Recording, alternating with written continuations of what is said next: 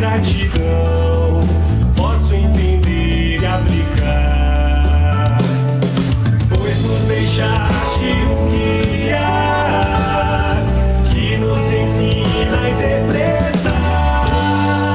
Espírito Santo de Cristo, a própria essência de Deus.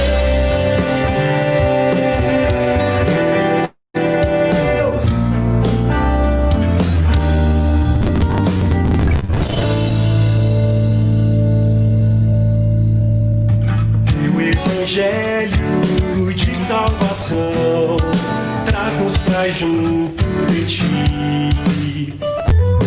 Cristo justo é a propiciação, levado à cruz sem pecar.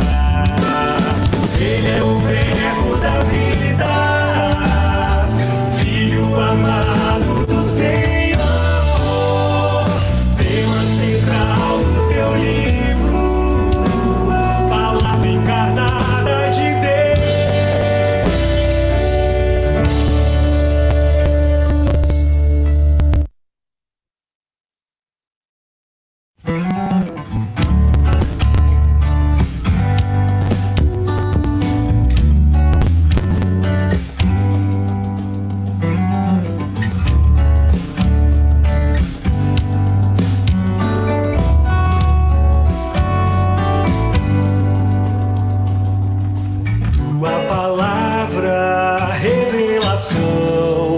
toda inspirada por ti, de um ensino e repreensão, regra inerrante de fé, letras que são preservadas por providência do Senhor, homens que foram movidos, falaram da parte de Deus.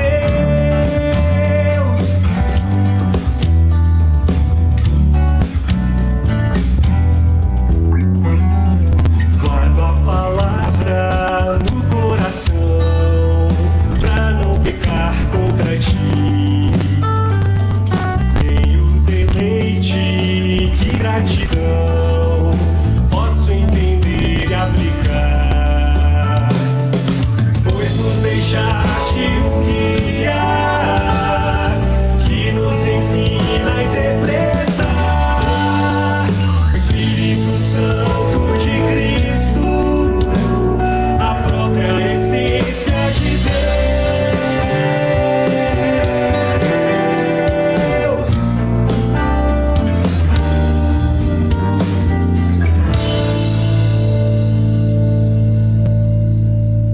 Teu Evangelho de salvação traz-nos pra junto de ti. Cristo justo é a propiciação, levado à cruz sem pecar. Ele é o verbo da vida, filho amado do Senhor, tema central do teu livro, palavra encarnada de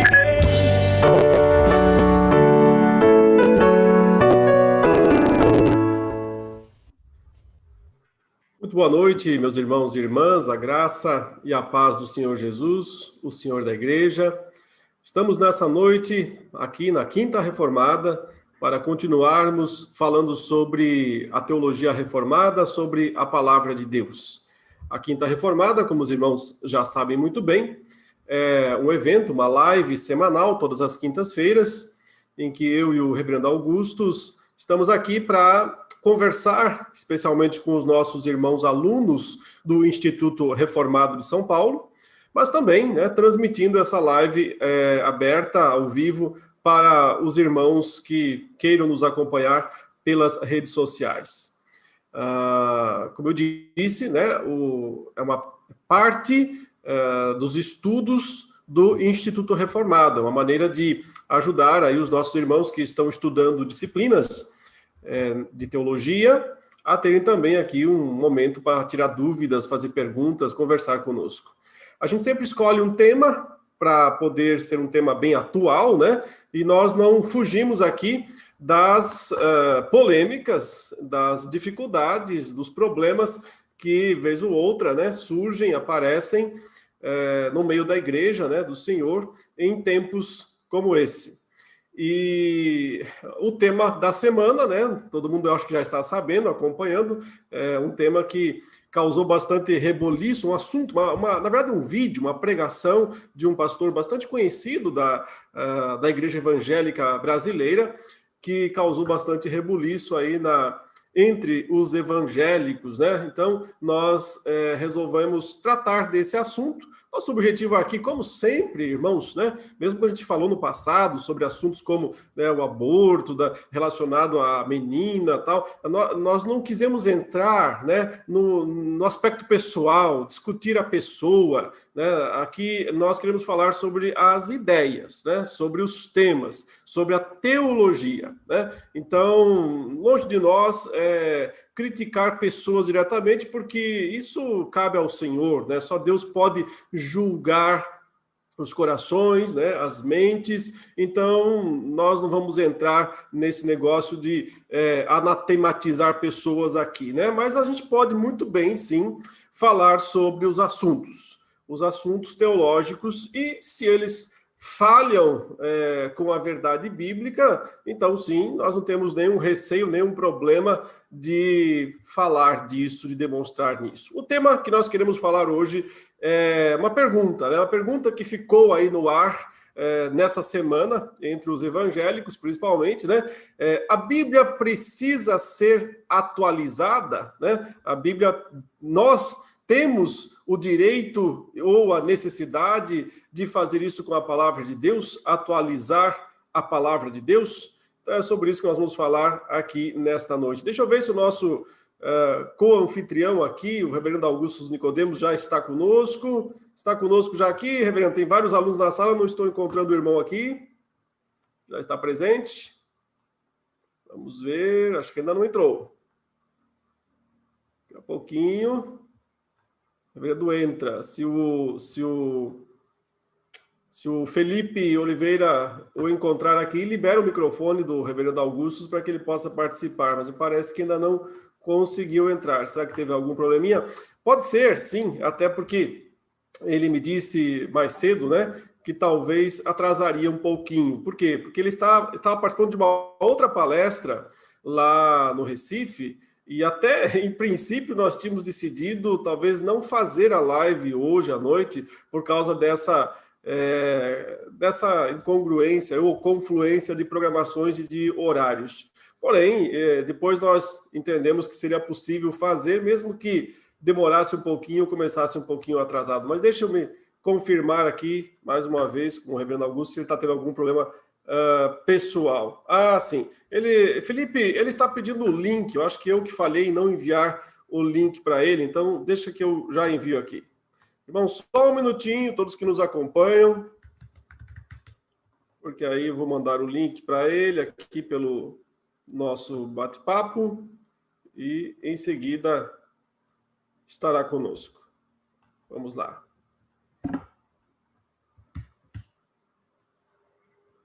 Enviado o link.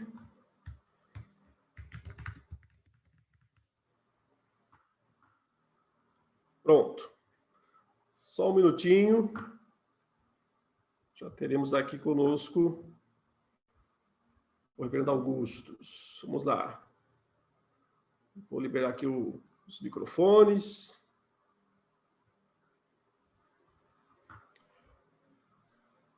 Muito bem, reverendo Augustus, tudo bem? Tudo na paz do Senhor? Tudo na paz, meu irmão. Boa noite. Só não entrei antes. Eu quase o deixei fora da live aqui. Pois é. Estamos aqui, eu fiz já a introdução, né, da live, já falei um pouco sobre o nosso... vi pelo YouTube. Olha aí, só. Ia ficar só assistindo, né? Então, preparado aí para falar sobre esse assunto, levar um monte de pedrada mais uma vez? Vamos lá, né? Nós temos que... Nosso alvo é ajudar, né? Ajudar as pessoas a entender, estabelecer a verdade e aprender mais, né? É isso o nosso objetivo. Muito bem, graças a Deus. Bom, nós, acho que a maioria dos irmãos deve ter assistido o referido vídeo, né? Eu vou pegar aqui eu procurei um resumo, até foi Augusto que me mandou esse resumo, que foi feito por um pastor chamado Alex Esteves. Ele fez um resuminho aqui que eu acho que é o mais rápido para que a gente possa trazer os pontos principais desse vídeo, que todos nós assistimos, obviamente, né? Mas aqui nós temos um resuminho. Então, de acordo com o Ed Renekiewicz, e ele estava falando sobre a necessidade, né, de atualizar a escritura, porque ele insiste na perspectiva de que nós não podemos ficar naquela história da palavra morta, né, da letra morta, e sim nós temos que ser cartas vivas, né, para os homens. E ele diz que, por exemplo, a epístola de Paulo a Filemon legitima a escravidão. Então, ela merece uma outra leitura interpretativa. Precisa sair de sua insuficiência, precisa ser lida contra todas as relações hierarquizadas e a favor das relações igualitárias. Para ele, o Evangelho denuncia todas as relações de hierarquia entre os seres humanos, mas algumas partes da Bíblia não fazem isso, né? É isso que Kivitz quer dizer. Nessa linha, ele diz que precisamos ler a Bíblia com outras lentes e que o amor, numa relação, né, acaba com a hierarquia. Então, né, claramente ele vê essa ideia de hierarquia como algo muito negativo, algo muito impróprio, e a Bíblia legitimaria, né, hierarquia. Ele continua dizendo aí que a interpretação bíblica não deve ser individual, né, mas deve transbordar para ações concretas de justiça e dignidade humana. E que, nesse sentido, a Bíblia deve ser olhada como um livro insuficiente. Ele sempre vai repetir expressões como deve ser relida, ressignificada, e a palavra que talvez mais, né, chocou, atualizada. Nisso, né, ele menciona, por exemplo, o texto de Deuteronômio 22, 28 e 29, em que se determina que o violador, no caso lá de alguém que se deitou, né, com uma jovem, deveria indenizar a família da moça violada. E ele usa isso como um exemplo para sugerir que a passagem mostra uma clara desatualização da Escritura. Ele declara que a Bíblia é insuficiente, essa palavra é bem clara, ele fala isso, insuficiente nas suas linhas. Ou seja, naquilo que ela fala na frente, no seu discurso, ela é insuficiente. Mas nas suas entrelinhas, aí uma frase dele, né? Ela explode promovendo uma grande revolução e uma grande transformação no mundo, conforme a revelação do Cristo ressurreto. Ele vai continuando a falar sobre essa necessidade, né, de acabar com a hierarquia e de ressignificar a Bíblia e atualizar a Bíblia. Ele diz que, por exemplo, né, a submissão da mulher ao marido, que é algo que está nas linhas da Escritura, é machismo. E que nós precisamos enfrentar os pecados de gênero na sociedade. E aí, nesse ponto que vem uma das frases, né, que mais, obviamente, causou aí rebuliço, ele fala da homoafetividade dos gays que frequentam as nossas comunidades e que continuam sendo condenados ao inferno por causa de dois ou três textos bíblicos, que, segundo ele, então, não foram atualizados. E acrescenta que muitas injustiças são legitimadas por versículos bíblicos e que não é possível ler a Bíblia como um texto que revela verdades absolutas. Que nós não somos seguidores de um livro, mas de Jesus Cristo. E por aí vai, né? Falando que a Bíblia não é um código moral, por exemplo. Então, reverendo Augustus, uma coisa que, né, já a gente deve notar desde o começo, né, é que embora isso possa parecer algo novo, né, esse discurso, essa fala, algo moderno, né, mas é algo que nós já temos ouvido há muito tempo, né, é algo que ao longo de toda a história do cristianismo, nós temos ouvido, né, pessoas dizerem, olha, não dá mais para manter a Bíblia assim do jeito que ela está. Nós precisamos mexer nela, nós precisamos atualizá-la, nós precisamos, né, trazê-la para uma melhor compreensão do mundo moderno, né? Isso, os grandes mestres liberais do século XVIII e XIX, eles tinham exatamente esse discurso, né? Olha, a Bíblia é um livro cheio de mitos. O mundo antigo acreditava nesses mitos, nessas crenças sobrenaturais, anjos, demônios, doenças causadas, né,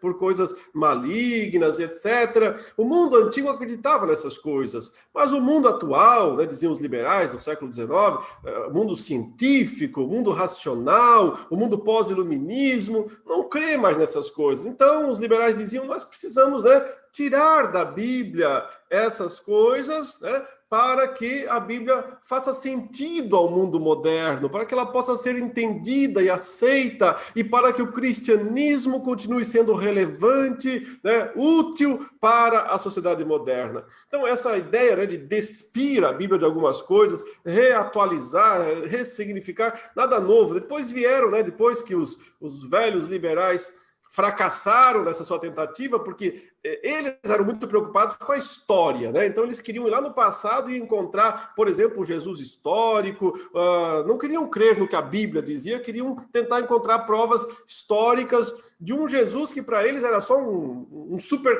carpinteiro, né? Alguém com muito carisma, alguém com muita capacidade de aglutinar a multidão, mas não, né, o Filho de Deus, não alguém com poder verdadeiro.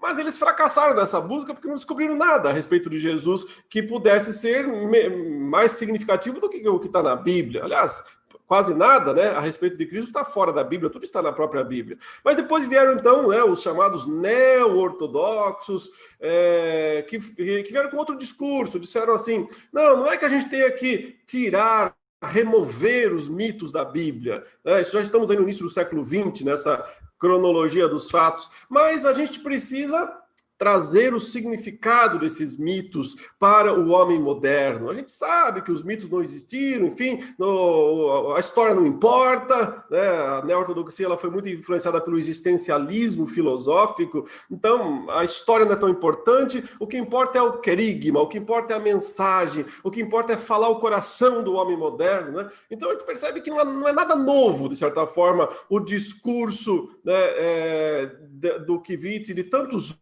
outros que têm andado por este caminho, né? Ou há algo novo aí? O que a gente poderia identificar de diferente nessa história? Não tem nada novo não, Leandro. É exatamente isso que você falou.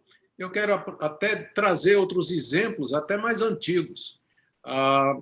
Já na Antiguidade, na época do Antigo Testamento, houve algumas tentativas de ressignificar ou de atualizar a Bíblia. Por exemplo, os monges da comunidade de Qumran, no Mar Morto, eles reescreveram muitos textos bíblicos e a história bíblica à luz das suas crenças. Tem muitos manuscritos lá que contam a história da humanidade, aliás, a história de Israel, como se eles fossem os eleitos, aquele remanescente fiel. E isso levou-os a reinterpretar e ressignificar a Bíblia em muitos dos seus escritos. Tem também as tentativas do famoso Flávio Joséfo, que escreveu Guerras Judaicas e a história dos hebreus, que nada mais é do que recontar a história bíblica à luz da situação em que ele se encontrava. Ele era privilegiado lá em Roma pelo imperador, ele era um judeu que perdeu a guerra, né? Estava dentre os vencidos na guerra dos anos 70,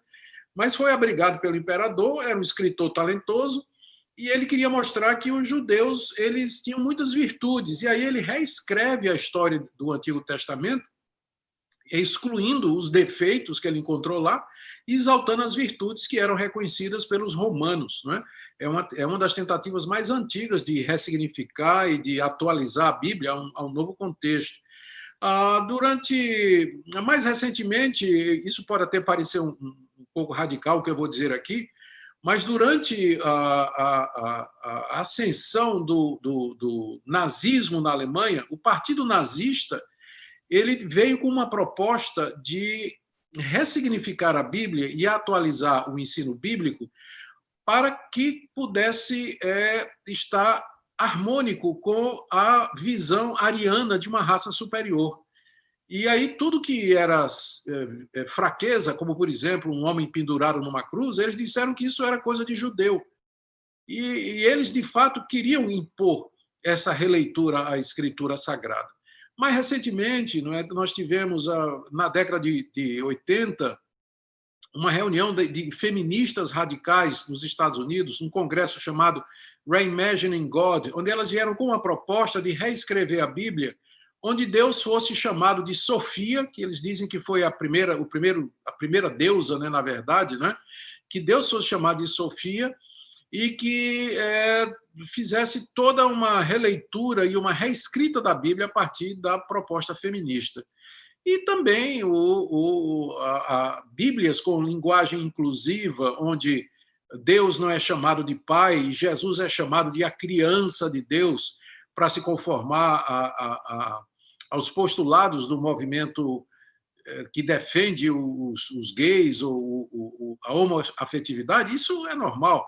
Inclusive, é proposta de lançamento de Bíblia numa linguagem tão inclusiva, não é, que acabe com qualquer distinção entre homem e mulher, macho e fêmea, ou qualquer atribuição de Deus que esteja no masculino, né? Deus é pai, isso tudo seria tirado. Então, a gente convive com isso, né? Geralmente as pessoas querem que a Bíblia ela se conforme aos seus ideais, aquilo que elas acreditam, e aí lançam e fazem propostas como essas aí que nós estamos ouvindo. Eu lembro também de segundo e terceiro séculos, né, já da era cristã, quando a filosofia grega, né, invadiu a fé cristã e o gnosticismo, o proto-gnosticismo, Marcião lá no começo com o seu próprio cânon, né? Não podemos aceitar tudo que está no Antigo Testamento, podemos só aceitar aqui algumas cartas de Paulo, né? Só isso é aceitável, né? Eu acho que esses exemplos todos aí, reverendo, mostram algo bem claro, né? Essa tentativa, na verdade, de atualizar a Escritura é porque as pessoas acabam, né, crendo em algo que não é bíblico, em algo da sua época, em algo da sua cultura, certo? Elas passam a acreditar que aquilo que está sendo apregoado na sua cultura, naquele momento, é verdade. E como aquilo é verdade, então a Bíblia vai ter que se submeter a essa verdade, né? O caso dos liberais do século XIX, eles entenderam que a racionalidade humana tinha descoberto a verdade, que somente a verdade era aquilo que podia ser comprovado racionalmente, cientificamente. Então eles assumiram essa verdade do mundo. E agora tem que fazer a Bíblia se encaixar a isso.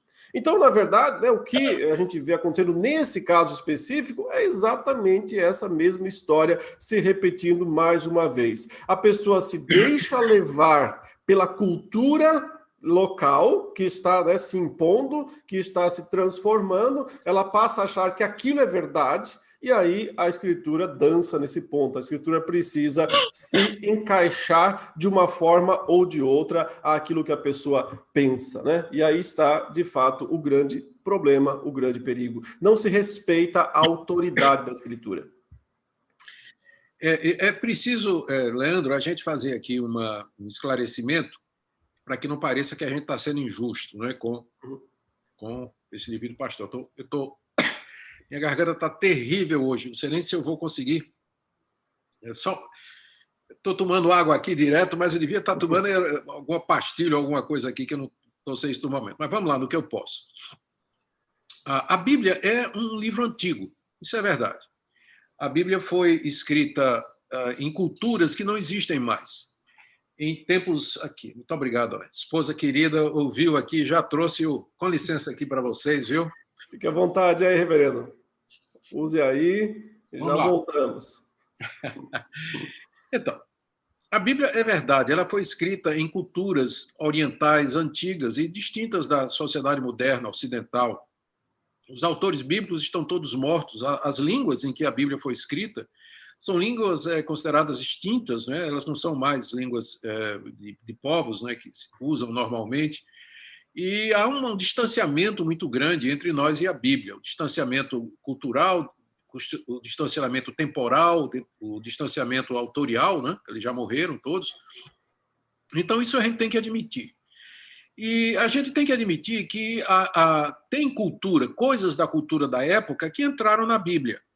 Mas a gente tem que reconhecer que a Bíblia, sendo palavra de Deus inspirada, Deus, ao usar pessoas de culturas diferentes, em épocas diferentes, as preservou de escreverem algum erro. E uma das maneiras de Deus transmitir a sua verdade era através de circunstâncias que eram da época. Pega, por exemplo, a doutrina da justificação pela fé. Ela só está na Bíblia, por assim dizer, porque os judeus não queriam acreditar que a salvação era pela graça, era um problema judaico. Isso era um problema judaico. A justificação tinha que ser pela lei, né? Por que Deus tinha dado a lei? Então, a carta aos Gálatas, ela nasce de uma situação que não existe mais hoje. Onde é que você vê hoje aqui no mundo os judaizantes, né, entrando em igrejas cristãs, querendo impor circuncisão? Não tem isso hoje. É claro que não. Mas Deus usou aquela circunstância local para que Paulo escrevesse o tratado, 2 tratados sobre a justificação pela fé, que é a carta aos Gálatas e a carta aos Romanos. Então, são princípios universais, é isso que o pessoal não quer admitir. São princípios universais que se expressam culturalmente. Por exemplo, o caso do véu. O caso do véu. As pessoas dizem, por exemplo, o véu. Por que vocês não usam o véu, então? Ora, porque o véu era a expressão cultural de um princípio, que era um princípio de que o homem era a cabeça da mulher. Isso se expressava naquela época com o uso do véu. Na cultura ocidental, esse princípio não se expressa assim, né? O véu não significa nada. Se a mulher botar o véu, vai parecer ou uma freira ou um pinguim gigante, né? Ninguém vai pensar que o véu significa que ela está submissa ou que ela está debaixo de autoridade, mas na cultura oriental significava. Então, o princípio é esse, de que Deus estabeleceu, de fato, papéis diferentes no casamento do homem e da mulher. O homem é o cabeça e a mulher é a sua auxiliadora idônea, eles se completam, tudo nisso. E no Oriente daquela época, na época de Paulo, isso se expressava pelo uso do véu. Então, Paulo não está defendendo uma peça de vestuário quando ele diz para a mulher usar o véu. Ele está defendendo o princípio que está por detrás disso aí. Então, existe um sentido... Por exemplo, a Bíblia manda a gente saudar os irmãos com ósculo santo. Então, o que é um ósculo santo? É um beijo. Só que beijo era a forma de saudação no Antigo Oriente. Mas não é aqui. Homem não beija homem aqui quando se saúda, né? No Brasil, pelo menos, não. E também, em boa parte, na Rússia eu sei que eles fazem isso, inclusive na boca, né? Ouvi dizer, não sei se é verdade. Não vou nem visitar a Rússia. Imaginei que já tivesse experiência, então não é o caso, né? Não. Então, o que é o princípio? O princípio é que vocês se cumprimentem, vocês se saúdem mutuamente. No Antigo Oriente isso era feito com um beijo, mesmo entre os homens, mas hoje é feito com um aperto de mão, um abraço, não é isso? Então, o princípio existe. A expressão cultural desse princípio pode variar de cultura para cultura. Mas o que está sendo dito por esse pastor, quando ele fala em ressignificar, não são aspectos culturais, ele está mexendo com princípios morais. Princípios morais. Não são 2 ou 3 textos bíblicos que falam contra a prática homossexual. Existe todo um relato da criação, onde Deus cria um homem, cria uma mulher. Ao criar os animais, ele cria macho e fêmea. A distinção é muito clara. Vem no Antigo Testamento diversas leis a respeito disso. No Novo Testamento, pelo menos 4 passagens reiteram o que o Antigo Testamento fala. Aliás, aqui tem um ponto muito importante, né, Leandro, para a gente lembrar, é que as coisas do Antigo Testamento que pertenciam a Israel como nação, que a gente chama de lei civil, ou ao culto, né, que é a lei cerimonial, isso tudo se cumpriu em Cristo, passou. A lei do levirato, por exemplo, né, não é que tem que atualizar isso, para nós já foi atualizado, se cumpriu, não é? Quando o reino de Deus sai da nação de Israel, e a igreja não é uma nação com limite territorial, um governo, um estatuto, nada, ela é um povo espiritual, essas leis não se aplicam. A gente tem que resolver o problema do estupro seguindo outros princípios, né? Não usando aquela lei lá do levirato, eu falei levirato, mas é a lei do estupro, né? A lei do levirato é aquela da mulher viúva ter que casar com a irmã do marido morto para suscitar descendência e tudo mais.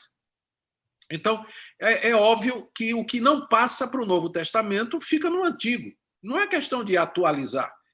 A gente lê o Antigo Testamento à luz do Novo. Então, no Antigo Testamento, vou pegar esse exemplo aqui, aí eu termino e passo a palavra para ti. No Antigo Testamento falava que a lei do levirato era que se a mulher morresse sem ter filhos, se o marido, o homem morresse sem ter tido filhos, a sua viúva tinha que casar com o irmão dele para suscitar descendência, porque estava envolvido questão de terra, questão de propriedade, uma série de outras coisas aí. No Novo Testamento, é claro que essa lei não vale. O que a Bíblia diz sobre isso? Está lá em 1 Coríntios 7, que a viúva ela é livre para casar com quem quiser, desde que seja no Senhor. Está atualizado. Então, o Novo Testamento, ele atualiza o Antigo. E atualizar o Novo Testamento seria simplesmente não mudar o Novo Testamento para se adequar a uma situação atual, mas ver quais os princípios que são usados no Novo Testamento e que impactam em questões novas que nós enfrentamos e que não são contempladas na Bíblia. Mas os princípios estão lá. Os princípios estão absolutamente lá. Então, é uma apropriação, essa é a palavra que eu usaria, né? É uma apropriação dos princípios bíblicos a situações novas, que não eram contempladas, não são contempladas na Bíblia, né? Se por insuficiente esse pastor quer dizer que tem coisas que a Bíblia não trata e que são questões modernas, tá certo, é verdade. A gente nunca diz que a Bíblia é exaustiva, ela não é exaustiva, mas ela contém todos os princípios necessários que nós podemos apropriar em toda e qualquer situação, como, por exemplo, essa questão da homoafetividade, essa questão da prática homossexual, da transexualidade, a questão do aborto, a questão da fecundação in vitro, que são algumas questões mais modernas, né? Mas os princípios estão todos na Bíblia. Não tem que desfazer o sentido bíblico, mas apropriá-lo a essas situações novas. Acho que o irmão tocou no ponto central de toda essa discussão, né? Por que nós não podemos atualizar a Escritura? Porque ela já está muito bem atualizada, né? O Novo Testamento é uma atualização perfeita do Antigo Testamento, porque é o cumprimento, né, das promessas do Antigo Testamento. Então, aquilo que o Novo Testamento não mantém, nós não mantemos. Nós temos que entender que essas coisas, né, algumas dessas leis cerimoniais e civis de Israel valeram para o tempo de Israel. Foi no progresso da revelação, né, como nós insistimos nessa palavra, progresso da revelação, isso foi necessário, Deus julgou necessário para aquela época. Como Deus disse, inclusive, do divórcio, né, olha, daquele período valeu, mas agora não vale mais. Certo? Porque foi uma concessão temporária de Deus ou uma exigência temporária de Deus para Israel naquele momento. Aquilo que o Novo Testamento não carrega com ele é assunto encerrado. Então, pegar esses textos de Levítico, de Deuteronômio, tá vendo? A Bíblia é antiquada, tal. É justamente não entender o progresso da revelação das Escrituras. Mas, na verdade, o que se quer, né, é retirar aquilo que o próprio Novo Testamento claramente condena. E nesse aspecto da homoafetividade, como tantos outros pecados, porque esse não é nem o pior, né, necessariamente dos pecados, mas é mais um deles apenas, né? Só que, assim como os demais, nós não podemos retirar o peso que o Novo Testamento dá a esse pecado, né? Ou então nós vamos também ter que retirar o peso que ele dá ao pecado do homicídio, ao pecado da promiscuidade, o pecado da mentira,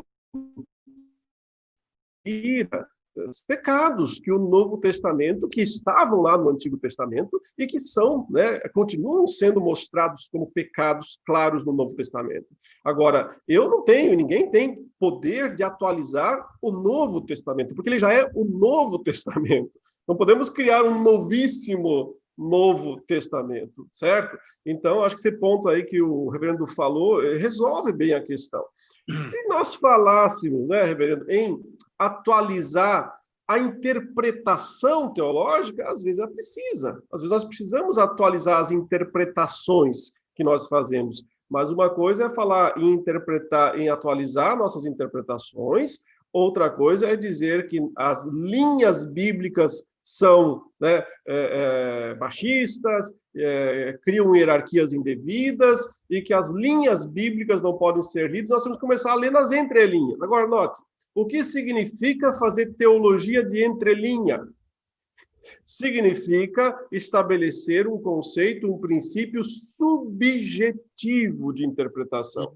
Porque se você diz que eu vou fazer teologia nas entrelinhas, então quem é o padrão? Eu sou o padrão. É o que eu estou vendo, é o que eu estou enxergando nas entrelinhas. Ora, isso é absurdo. Isso beira ao ridículo, né? Necessariamente. Porque nós precisamos fazer teologia das linhas da Escritura e não das entrelinhas.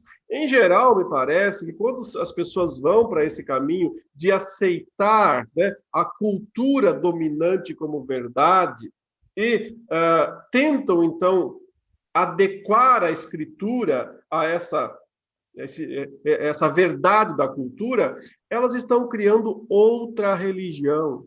Não é mais o cristianismo, é outra religião. Só que elas não têm coragem de admitir. Elas deviam fazer isso. Deviam ter coragem de dizer, meus irmãos, é o seguinte, eu não creio mais nessa Bíblia aqui, tá vendo? Só que se eu abandoná-la, como é que eu vou sobreviver? Como é que eu vou continuar tendo igreja? Como é que vai ter pessoas aqui para, né, sustentar o meu ministério? A pessoa tem que ter coragem de dizer, eu não creio mais nisso daqui, entendeu? Eu não creio mais nesse cristianismo aí. Eu creio numa outra coisa. E cria uma outra religião. Já tem um monte de religião no mundo, não custa nada criar mais uma. Cria mais uma, mais duas, mais três, mais 5, mais 20.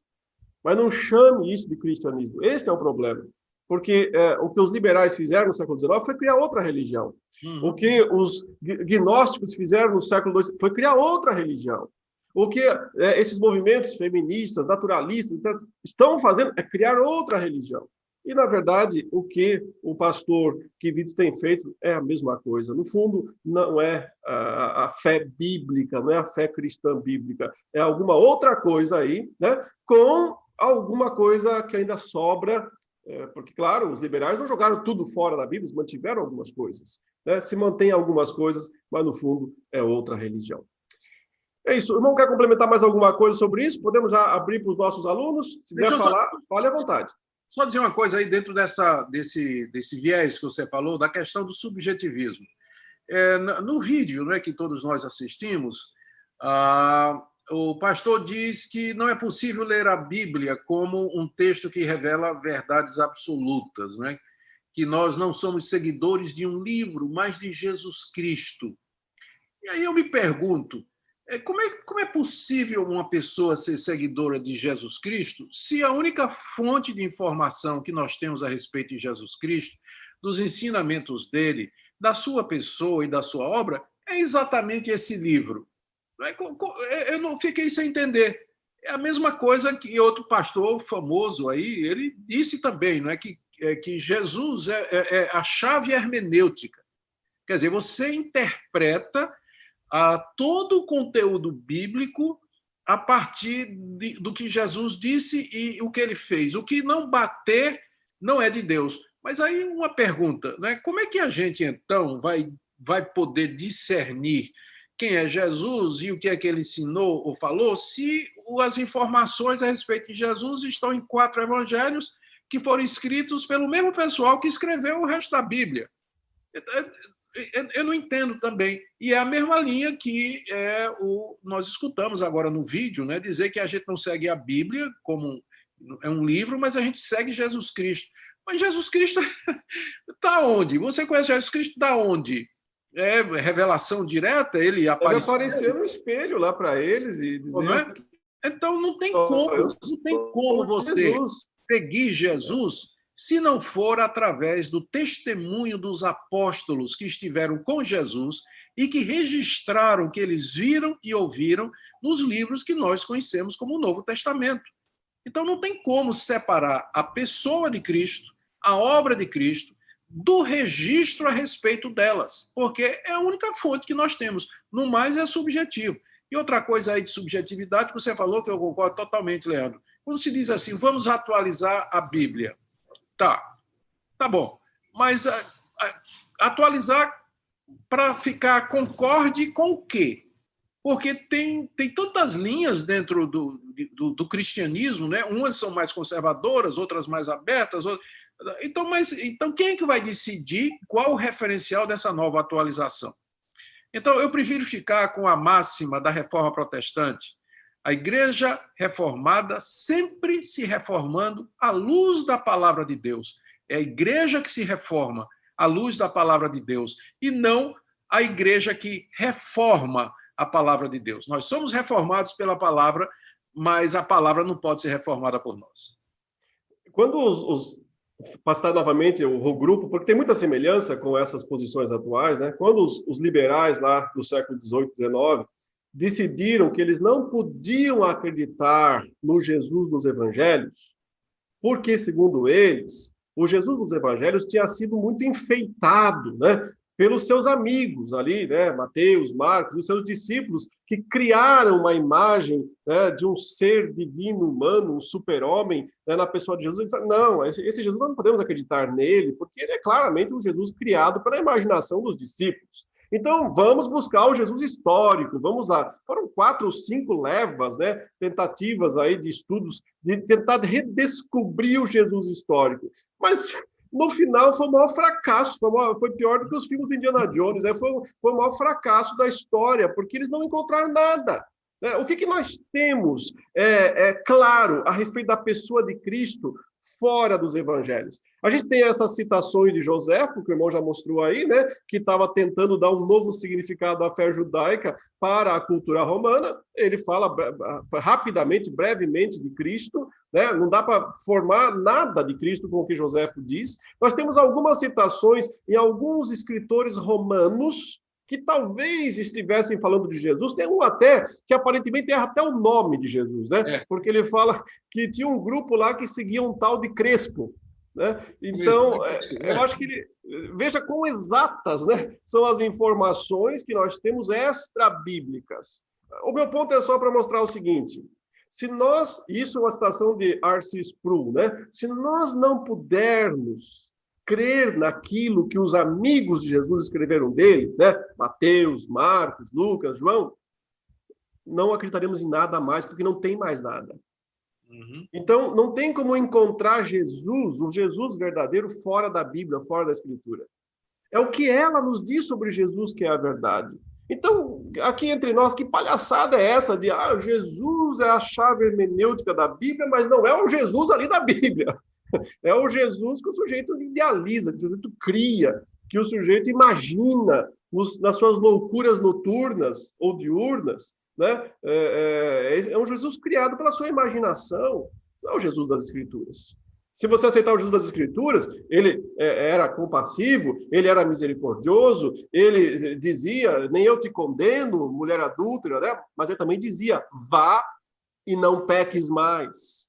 Né? E é o mesmo Jesus que dizia, olha, é melhor perder um olho do que com o seu corpo inteiro ser jogado no inferno.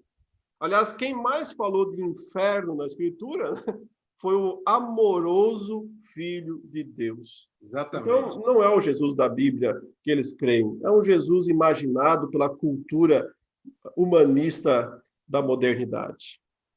Tá certo. E aproveitando aqui ainda mais um ponto, né, no vídeo do referido pastor, ele diz, quando ele fala, por exemplo, nós temos que fazer uma releitura, um ressignificado da carta de Paulo a Filemon, porque ali legitima a escravidão.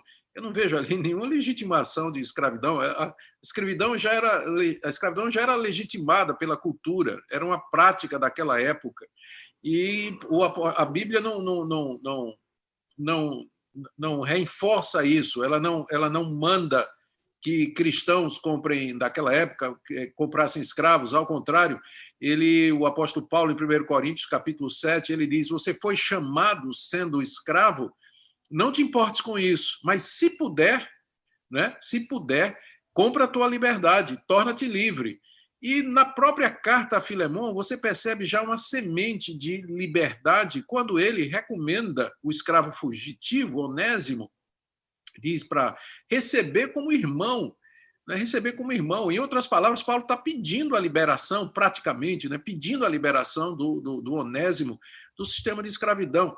Então, o próprio fato do ensino bíblico a respeito da igualdade de todos os homens que você encontra nas cartas de Paulo, você encontra no ensino de Jesus, na Bíblia toda. Fomos todos criados à imagem e semelhança de Deus, somos todos salvos pelo mesmo Cristo, da mesma forma. Isso tudo era a semente da revolução que mais tarde levaria a acabar com a escravidão como sistema nos países europeus, onde o cristianismo, então, foi implementado, né, com o vigor da reforma protestante. Então, é uma leitura meio grotesca, né, dizer que a Carta de Filemon legitima a escravidão. Não vejo como pode ser visto dessa maneira. Esse discurso pega porque as pessoas, elas olham o que aparentemente é positivo, né, nesse tipo de discurso. O que é positivo? A ideia de que, olha, a gente tem que ser compreensivo com as pessoas, a gente tem que incluir as pessoas, receber bem as pessoas, né? Porque, segundo, né, a acusação, os crentes tradicionais, eles são muito opressivos, eles acabam, né, destruindo. Eu estava lendo alguns comentários, porque foi feita uma postagem também, o próprio autor, ele acabou colocando no Instagram um resuminho, né? Ele mesmo fez e reafirmou essas posições, e eu comecei a ler os comentários, e chegou um comentário uma hora, né, que a pessoa dizia mais ou menos assim: ele se admitiu, né, eu sou homossexual, eu sou gay e tal, e eu fiquei 10 anos, acho que é uma coisa assim, eu não quero ser exato aqui, apenas aproximado, né, 10 anos numa dessas igrejas aí e tal, e eu morri por dentro nesse tempo todo, né, mas agora, vendo a sua mensagem, né, eu me sinto, né, um pouco animado, etc. Eu fiquei pensando um pouco daquela declaração, né, mas é isso mesmo, as pessoas, elas acham que a coisa mais importante que a igreja pode fazer é ajudar as pessoas psicologicamente, para elas poderem ter uma boa vida psicológica, né, um conforto, um bem-estar. Irmãos, nós não estamos aqui para ajudar ninguém a ficar psicologicamente saudável, nós estamos aqui para tentar ajudar as pessoas a não ir para o inferno, a não perder a sua vida, a sua eternidade. Isso é muito mais importante do que, né, viver bem. Aliás, se a pessoa realmente tivesse morrido por dentro, ela teria renascido, e aí teria vencido esse pecado. Não morreu, não. A verdade é que não morreu. Se tivesse morrido para o pecado, reviveria, renasceria espiritualmente para a prática do bem e da vida. Então, esse discurso que ronda as igrejas e cada vez mais, né, se impõe e ameaça a pregação verdadeira do evangelho, porque é como se a nossa missão fosse fazer as pessoas se sentirem aceitáveis. Mas nada vai mais na contramão do evangelho do que essa pregação. Porque o evangelho não vem para fazer ninguém se sentir aceitável no grupo, na comunidade. O evangelho vem para mostrar que você não é aceitável, que você não tem lugar no céu, que não tem espaço para você lá por causa dos seus pecados. Não só desse, mas de qualquer pecado. E o evangelho vem para mostrar que a salvação é só pela cruz de Cristo, que transforma nossas vidas. Isso. É bom destacar isso que você destacou aí, estou totalmente de acordo, mas é bom você destacar isso aí, que uma leitura bíblica simples vai ver que a prática homossexual ela não é nem destacada como sendo o pecado mais sério da Bíblia, não é? Na verdade, o pecado que inclusive não tem perdão é a blasfêmia contra o Espírito Santo, né? E toda vez que a prática homossexual é mencionada na Bíblia, é junto com outros pecados. Você vê a lista de Romanos 1, você vê a lista de 1 Coríntios 6, você vê a lista de 1 Timóteo capítulo 1. São menções que você encontra na Bíblia onde, da prática homossexual, sempre de maneira negativa, né? A Bíblia olha sempre de maneira negativa a prática homossexual, mas que é sempre no contexto de outros pecados. Então, atualizar a Bíblia não seria retirar essas passagens, mas entendê-las, né, no seu contexto. E aí, claro, nós não somos homofóbicos, né? Nós vemos a prática homossexual como sendo uma prática contrária aos ensinamentos da Bíblia, como outra, como o adultério, como a fornicação, como a prostituição, a imoralidade, a porneia, o uso de pornografia, né, faz parte dessas distorções dos chamados pecados sexuais. Mas aí o que, curiosamente, entretanto, de todos esses pecados mencionados na Bíblia, o único que é defendido hoje publicamente e que dá razão ao surgimento de um movimento é exatamente a prática homossexual. Por isso que há essa reação, né? E aí o pessoal pensa que a gente é homofóbico. Não. Quem tem dado destaque a isso é exatamente aquelas pessoas que querem normatizar isso, normalizar, dizer que isso deve ser aceito por todo mundo. E aí vem a chamada teologia inclusiva, né, que eu creio que é isso que esse pastor aí está querendo defender. Né? A teologia inclusiva, ela pretende reinterpretar todas essas passagens bíblicas que são contra a prática homossexual, ou relegando ao contexto oriental antigo, né? E aí é um problema, porque se Paulo estava dominado pela cultura da sua época, ele seria exatamente o contrário, porque a prática homossexual era muito permitida na cultura grega. Na verdade, era até considerado melhor. Numa cultura onde a mulher era diminuída, a relação entre dois homens era considerada elevada, inclusive superior à prática heterossexual. Então, as pessoas dizem, não, Paulo estava seguindo a época. A época não era contra a prática homossexual. Né? A iniciação de meninos de 16 anos por homens velhos era comum no mundo grego, na sodomia. Né? Então, Paulo não estava se guiando pela cultura da sua época, ele está seguindo o progresso da revelação, né? Está seguindo o que foi dito lá no livro de Gênesis, foi dito no livro de Gênesis, que foi dito no livro de Levítico, e outras passagens do Antigo Testamento, que foi ratificado por Jesus, quando Jesus disse, vocês não leram que ele os fez homem e mulher? Está lá em Mateus, capítulo 19, quando Jesus ratifica o casamento heterossexual. Então, não faz sentido isso, né? As pessoas não querem ver exatamente isso aí. Agora, contra a homofobia, nós somos. A gente deve tratar todas as pessoas igualmente. Mas uma coisa é tratá-las igualmente, recebê-las, respeitar o ponto de vista delas, e outra é a participação, como você falou, como membros ativos de uma igreja evangélica que professa receber a Bíblia como sendo a palavra de Deus. Então, seria uma contradição em termos. Nós teríamos que abrir mão da Bíblia para poder ter uma membresia onde pessoas pudessem ter a preferência sexual que quiserem, viver juntas, ter várias mulheres, vários maridos e tudo mais, ou ter relações com pessoas do mesmo sexo, teríamos que abandonar a Bíblia. Então, a dificuldade toda é essa daí.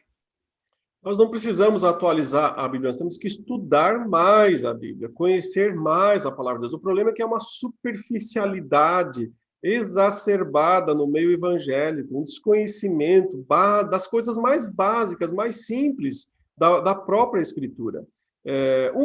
Uma das razões pelas quais nós criamos o Instituto Reformado de São Paulo foi para trazer às pessoas, né, a interpretação da Bíblia, o ensino bíblico, o conhecimento bíblico. Porque é igual no Antigo Testamento, Deus diz, meu povo perece porque falta conhecimento, falta estudo, falta dedicação ao estudo bíblico.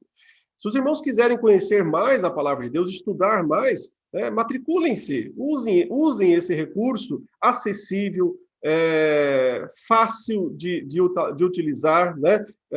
Com tantos recursos que nós temos colocado à disposição dos irmãos para poderem estudar mais a palavra de Deus. Em especial, gostaria de falar, né, hoje sobre duas disciplinas que ajudam a entender melhor a palavra de Deus, como interpretar a palavra de Deus. Se você vier aqui no nosso site, aqui está o nosso endereço, institutoreformado.com.br, bem fácil de encontrar esse site, você vem aqui em matrícula, veja, já falei muitas vezes sobre os programas completos, que você pode clicar nessa primeira aba, mas na segunda aba, aqui em matrícula, tem disciplinas avulsas. Se você clicar, vai abrir aqui, né? Inclusive, as duas disciplinas dessa nova área que nós criamos, que é Teologia e Espiritualidade. Já falamos muito sobre isso nas lives anteriores, né? O poder da oração, com Augusto Nicodemos, Principados e Potestades, começando agora, já na semana que vem, tá? Muitos alunos inscritos.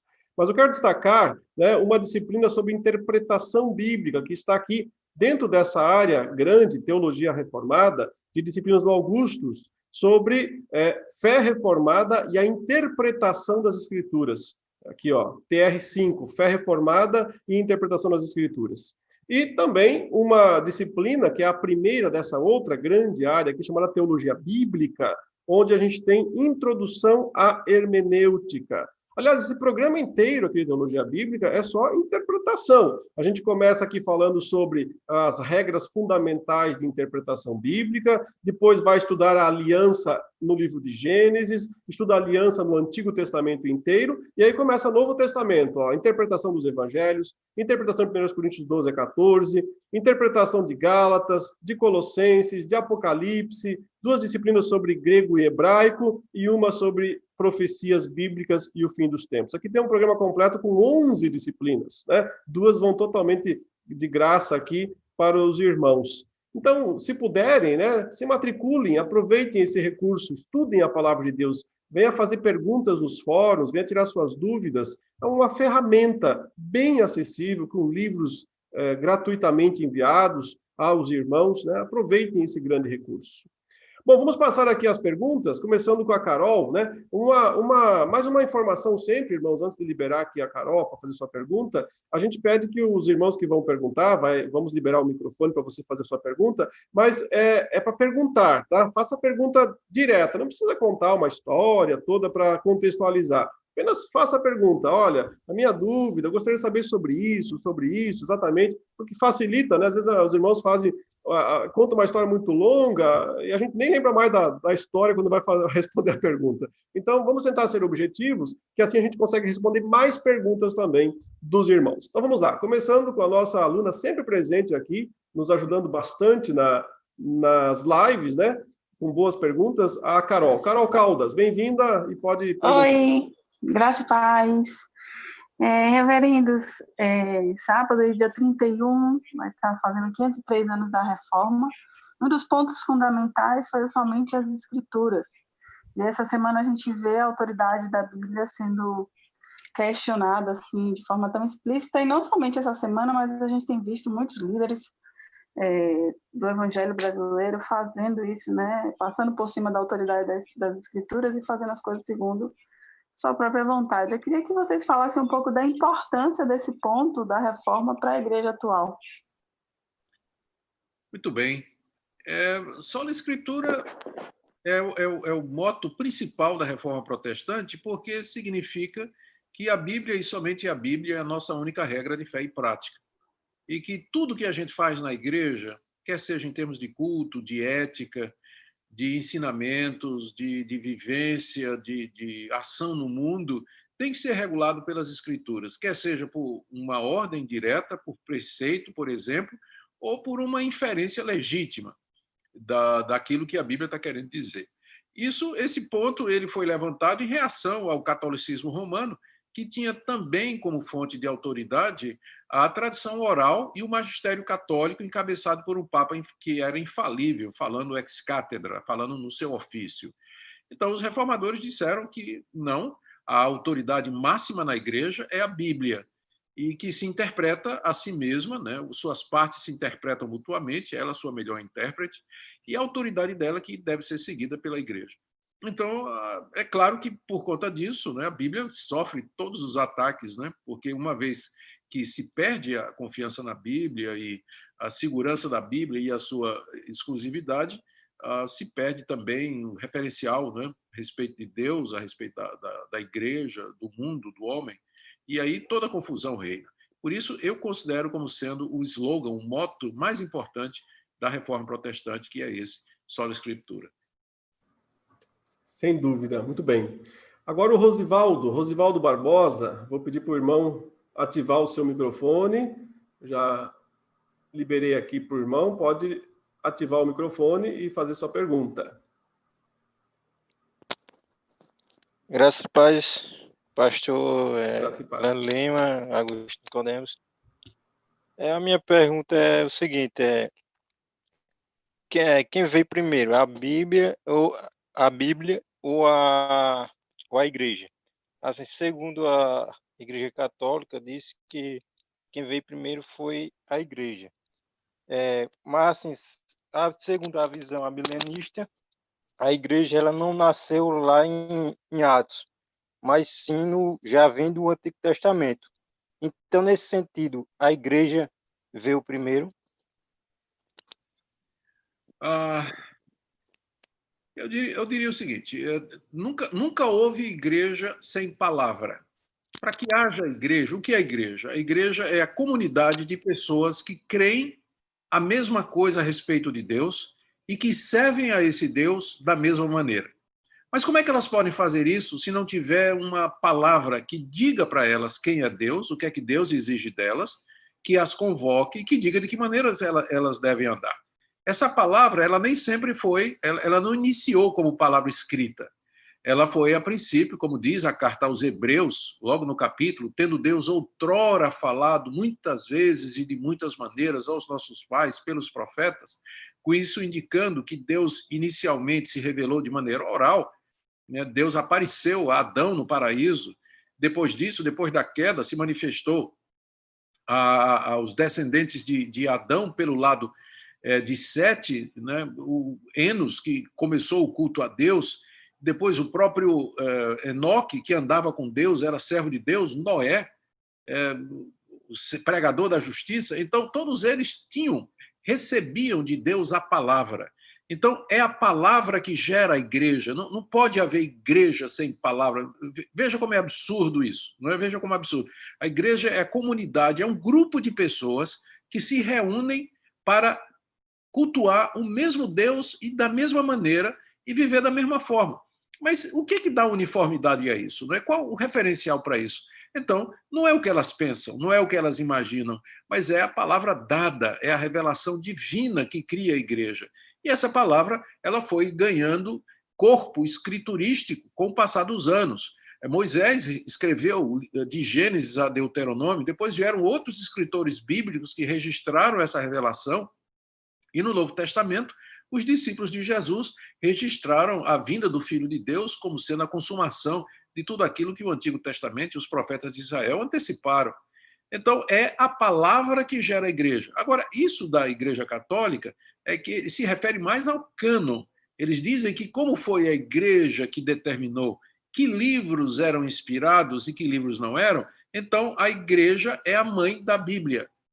Mas os protestantes, eles dizem o contrário, né? A igreja, ela não determinou que livros eram canônicos, ela reconheceu, porque esses livros eles se impuseram por si mesmos. A autoridade deles não dependia da autoridade humana, mas de si mesmos. A própria leitura, o Espírito Santo testifica com o nosso coração de que aquele livro, aquela palavra, ela é de fato palavra de Deus. Então, como sempre, é a palavra que gera a igreja e nunca a igreja que gera a palavra. É a palavra que tem autoridade. A igreja está sob a palavra de Deus e não o contrário. E não o contrário. A Bíblia não está sob a igreja, que, portanto, pode aumentá-la, diminuí-la, ressignificá-la ou atualizá-la. Não temos essa autoridade. É a palavra que gera a igreja. Nesse caso, não tem aquele dilema, quem veio primeiro, se foi o ovo, se foi a galinha, né? Até porque esse dilema, para quem crê na palavra, não existe, né? Foi a galinha, Deus criou o animalzinho, não o ovo que se gerou, né? Depois é que veio o ovo, mas nesse caso não tem isso. A Igreja Católica, ela sustenta basicamente também essa questão de que ela é a mãe da Bíblia, né? Para que ela possa ter também a si mesma como fonte de autoridade. Então, por isso que os concílios católicos, né, eles podem se reunir e fazer declarações infalíveis a respeito de doutrina, né, mesmo que não estejam na Escritura, porque o catolicismo crê em 3 fontes de autoridade. A Bíblia é uma delas, porém a tradição e o Papa são outras 2, e tem autoridade equivalente, porque a igreja é a mãe da Bíblia. Os reformados disseram, só a Bíblia, só a Escritura, só ela tem autoridade. A igreja abaixa a cabeça para a Bíblia, e não o contrário, né? Mas, hoje em dia, as pessoas têm, de fato, tentado, né, ser senhoras da Escritura. Pergunta aqui do irmão, o Vitor Lisboa, nos fóruns, né, nos chats aí, ele diz, quando os pastores utilizam a Bíblia para fundamentar suas cosmovisões, né, por acaso não estão também atualizando? Por exemplo, quando dizem, mudam a questão do divórcio, quando falam em pastorado feminino, evangelho da prosperidade, etc., isso também não é algum tipo de atualização indevida da Escritura? Sem dúvida, né? Toda vez que a Bíblia é usada para justificar práticas contrárias ao que ela ensina, né? É uma distorção, é uma aplicação errônea da palavra de Deus. Eu não diria que é uma atualização, eu diria que é um retrocesso, né? Eu diria que é um retrocesso. Atualizar seria você fazer valer o sentido bíblico nessas situações e criticar, analisar esses casos aí à luz da palavra de Deus, e não o contrário. Vamos aqui agora com a Leila. Leila, pode ativar o seu microfone e fazer a sua pergunta. Pode falar. Boa noite, irmãos. Duas perguntas bem rápidas. A primeira, o pastor Augusto já falou sobre a questão cultural na Bíblia, que era a minha dúvida. Eu gostaria de um comentário também a respeito da orientação do apóstolo Paulo para que as mulheres não falassem na igreja, se é o mesmo princípio que está por trás do uso do véu. E também dizer o seguinte, nós vemos nas redes sociais duas posturas de pastores e crentes em geral. Uma é aquela que parece querer compactuar com certos pecados que a Bíblia condena, talvez para tornar o evangelho mais palatável. E, por outro lado, nós vemos pastores que esbravejam contra as pessoas numa atitude de muita fúria e com uma palavra destemperada, né? Não com uma palavra temperada, e quando são confrontados, eles dizem que João Batista chamava as pessoas de raças de víboras. Como chegar num equilíbrio nessa questão? São essas duas perguntas. Eu creio que, no geral, começando pela última pergunta, eu creio que, no geral, a palavra do crente tem que ser temperada com sal e tem que ser educada. O que o próprio apóstolo Paulo diz, né? Que a nossa palavra que ela seja moderada para que o adversário não tenha nada que dizer contra nós. A gente não ganha argumento no grito, nem no palavrão, nem no xingão, nem no xingamento. A gente ganha um argumento, ou pelo menos a gente expõe o nosso ponto de vista, de maneira coerente, clara, lúcida, honesta, né? Entendendo o ponto de vista dos outros e mostrando em que aqueles pontos estão equivocados. Então, é dessa forma que as discussões deveriam ser levadas. Agora, eu admito que houve situações e que há situações em que o tom de voz precisa ser elevado, né? E Deus levantou algumas pessoas em algumas épocas que tinham um tom de voz mais alto. João Batista era necessário um ministério daquele porque ele estava enfrentando o farisaísmo da época, que tinha dominado a religião que Deus tinha revelado no Antigo Testamento e transformado numa religião legalista, conduzindo muita gente ao inferno, como o próprio Jesus disse. Então, era preciso um homem forte como João Batista, que falasse grosso, falasse alto, né? E que dissesse realmente aquelas coisas. A Reforma Protestante é a mesma coisa. Você vê Lutero, aquele alemão rude, né? Com um linguajar, às vezes, pesado, mas ele estava enfrentando ali a maior potência, né? A maior seita da época, que era a Igreja Católica medieval, e ela como que o tratou, né? Que foi na frente para fazer esse tipo de coisa. Então, em situações excepcionais, Deus levanta pessoas assim que têm um tom de voz mais alto, fala mais forte, e por conta dos inimigos que enfrenta. Mas isso são situações excepcionais, né? E nós não devíamos buscar essas coisas, nem devíamos tomá-las como exemplo para nós. O que nós temos como referencial é aquilo que, como eu já referi, o apóstolo Paulo, escrevendo a Timóteo, ele fala que o servo do Senhor, ele não deve ser contencioso, mas deve ser brando para com todos, manso, sabendo responder, para poder convencer pelos argumentos aqueles que resistem. Com relação à sua primeira pergunta, você perguntou a respeito do silêncio das mulheres, que é o texto que está lá em 1 Coríntios, capítulo 14, quando o apóstolo Paulo diz que não permite que a mulher fale na igreja. A melhor interpretação daquele texto, você olhando o contexto, é que Paulo está se referindo ao questionamento dos profetas, que é um caso que vem logo antes. Logo antes, o apóstolo Paulo está falando que os profetas eles podem falar na igreja, mas em seguida ele diz que eles têm que ser julgados, tem que ser avaliado pela igreja aquilo que ele está dizendo, né, para ver se ele está falando de acordo com a palavra de Deus. E aí, nesse contexto, ele não permite que a mulher faça isso, porque poderia parecer que ela está querendo ter domínio sobre o homem, que ela está querendo exercer autoridade sobre o homem. Então, essa é a interpretação tradicional dentro dessa linha de estudiosos do Novo Testamento, né, de que ali a proibição é de que a mulher assuma uma posição de autoridade sobre o homem na questão do questionamento. A mesma coisa a interpretação de 1 Timóteo 2, quando Paulo diz que não permite que a mulher ensine, nem use a autoridade de homem. Quer dizer, juntando as duas coisas, quer dizer, Paulo não permite que ela exerça a autoridade de homem, ou que é própria do homem, que seria a liderança da igreja, no seu ensino.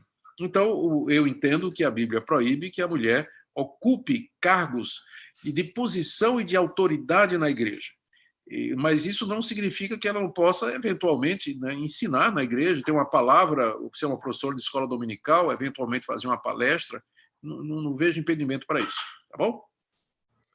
Tem uma pergunta aqui do Leandro Fonseca, né? Ele diz: gostaria de entender um pouco mais sobre o que o reverendo Leandro, né, o seu xará, no caso eu, disse sobre fazer uma reinterpretação da Bíblia. Isso não seria arriscado em cairmos no mesmo erro do referido pastor? Então, note, eu não falei em reinterpretar a Bíblia, eu falei em rever as nossas interpretações, quando a própria Bíblia exige isso. Porque se a própria Bíblia mostrar que as nossas interpretações estão erradas, né? Ou seja, se elas estão sendo insuficientes, então nós podemos rever sim as nossas interpretações. Por quê? Porque percebemos que não havíamos compreendido claramente o texto bíblico, ou porque não tínhamos os recursos necessários, ou porque não tínhamos o conhecimento necessário. Então, não é rever a Bíblia, é rever a nossa própria interpretação, se a Bíblia exige isso. E mesmo isso sempre deve ser feito com bastante cuidado e critério, lembrando, né, que nós fazemos teologia como corpo de Cristo, como, ou seja, a nossa confessionalidade nos ajuda a entender a Escritura. Então, a gente não vai revendo as interpretações já clássicas, né, sob qualquer pretexto, sob qualquer situação. Mas, mesmo elas, se comprova pela Escritura que precisam ser revistas, podem ser revistas.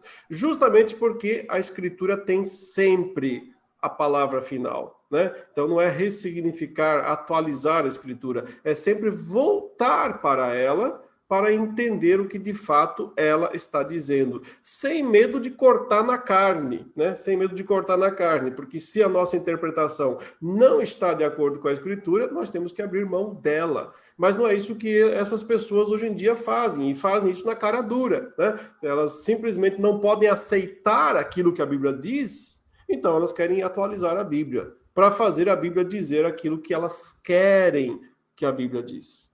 Seguindo aqui, irmãos, agora a vez da Geisa. Vamos liberar aqui a Geisa. Vou pedir para ativar o seu microfone. Geisa, pode perguntar.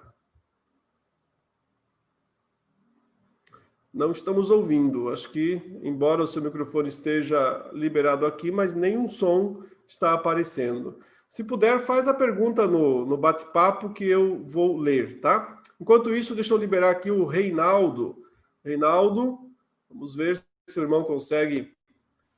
Isso, pode... Peraí, sem querer eu desliguei. Deixa eu ligar de novo o seu microfone. Pode ligar outra vez. Isso, agora vai. Me ouvindo aí, tudo bem? Sim. Tá, beleza. A minha pergunta é o seguinte, na primeira carta de João, ele nos encoraja a não orarmos pelos falsos mestres, né? Uma vez que eles já experimentaram o evangelho e se tornaram inimigos de Cristo. A gente sabe que nós devemos orar pelos nossos inimigos. Os inimigos pelos quais nós devemos orar para que sejam libertados e convertidos, não incluiria, então, os falsos mestres? Quer dizer, a minha questão é, devemos orar pela conversão de um falso mestre ou não? Na verdade, o que João diz, lá no capítulo 5, né, da primeira carta, é que há pecado para a morte, e por esse eu não digo que ore. E ali o pecado para a morte, ele deve estar se referindo à blasfêmia para contra o Espírito Santo, que Jesus disse que era o pecado sem perdão. Então, uma vez comprovado que a pessoa blasfemou contra o Espírito Santo, cometeu o pecado para a morte, ou seja, o pecado para o qual não há perdão, não faz sentido orar, uma vez que o próprio Deus já disse que não perdoaria quem blasfemasse contra o Espírito Santo. A blasfêmia contra o Espírito Santo, né, para a gente deixar claro, é você atribuir deliberadamente a Satanás aquilo que você sabe que é uma obra do Espírito Santo. Foi isso que os fariseus fizeram com Jesus. quando Jesus estava expelindo demônios, eles disseram que Jesus estava fazendo aquilo pelo poder de Satanás. Então, Jesus disse que eles tinham falado contra o Espírito Santo, que aquilo não teria perdão. Então, uma pessoa que chega ao ponto de conscientemente chamar Jesus de endemoniado e dizer que a obra da salvação, a obra do Espírito Santo é uma coisa de demônios, então ela realmente já chegou num ponto em que não tem mais retorno.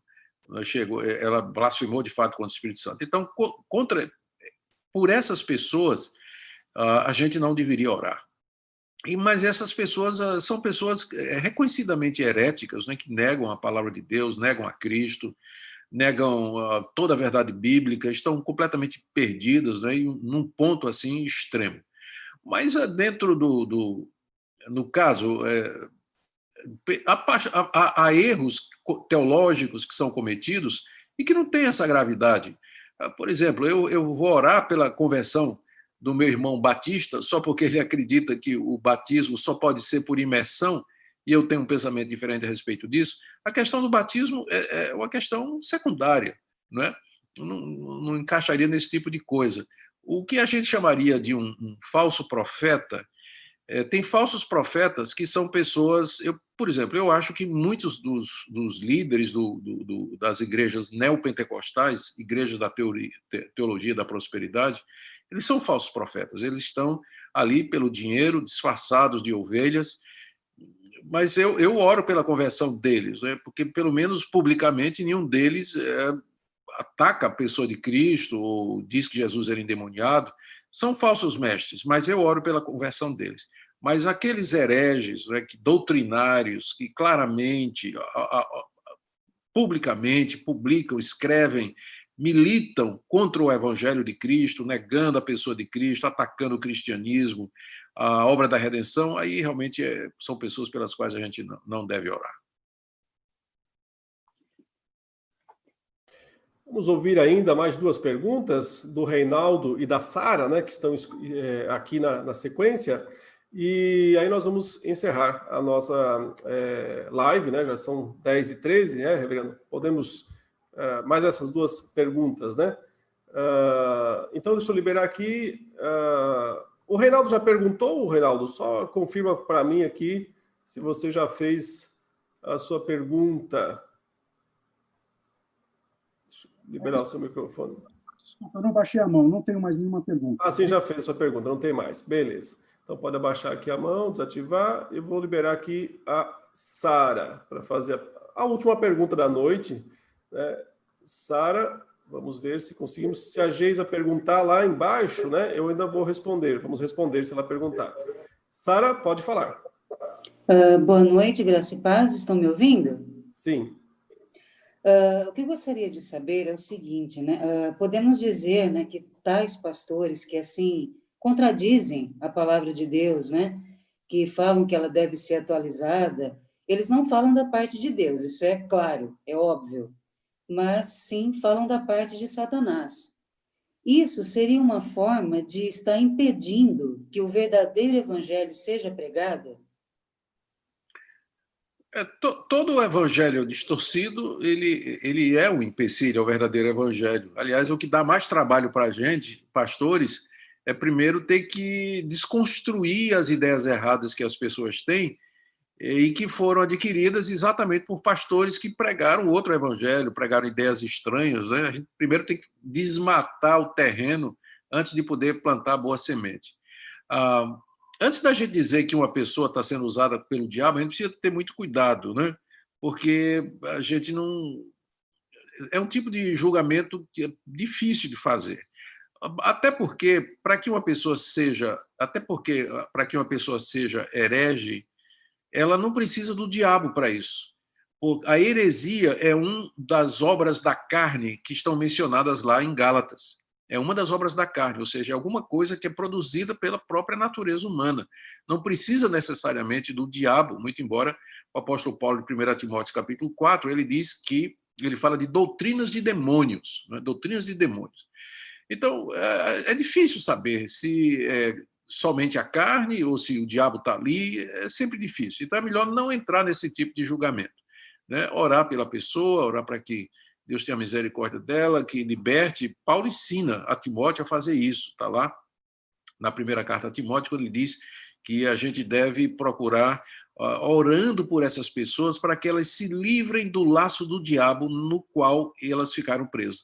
E aí Paulo está se referindo a uma heresia que estava lá em Éfeso, entrando em Éfeso, e que já tinha conquistado adeptos dentro da igreja e estava dando orientações a Timóteo sobre como lidar com os falsos mestres e com aqueles que tinham sido enganados. E Paulo diz, ora para que Deus liberte dos laços de Satanás. Então a gente pode orar, é a melhor coisa que a gente faz, ora, pede a Deus misericórdia e deixa na mão de Deus o julgamento, né, do que é que está realmente acontecendo ali. Mas, com certeza, a heresia é a obra da carne. Isso aí está lá em Gálatas capítulo 5. Uma das coisas que sempre me inquieta lendo o Novo Testamento é justamente ver quantas vezes, né, quantas partes do Novo Testamento foram escritas para combater falsos ensinos.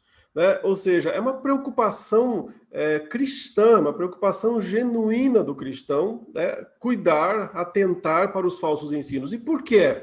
Por que eles são tão perigosos? Porque o falso evangelho, ele é extremamente nocivo, né? Ele é muito destrutivo para a salvação das pessoas.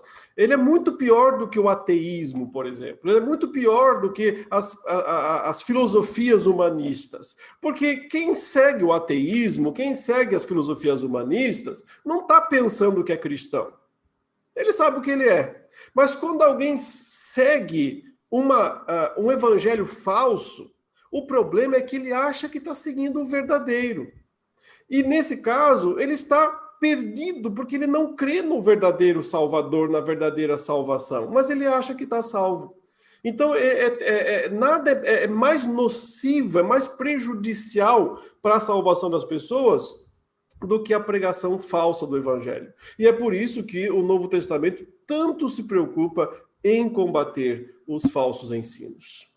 Bom, a Geisa voltou aqui ao chat. Eu vou tentar liberar o microfone dela, porque a gente não ouviu ainda a pergunta. Vamos ver se funciona agora. Geisa, tente, por favor, aí liberar o seu microfone. Pode falar.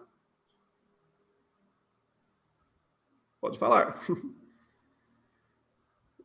Infelizmente, eu não estou ouvindo nada da irmã. Desculpe, não vai ser possível, né, responder a sua pergunta. Ah, sim, agora ela escreveu aqui embaixo. Acho que está tentando escrever.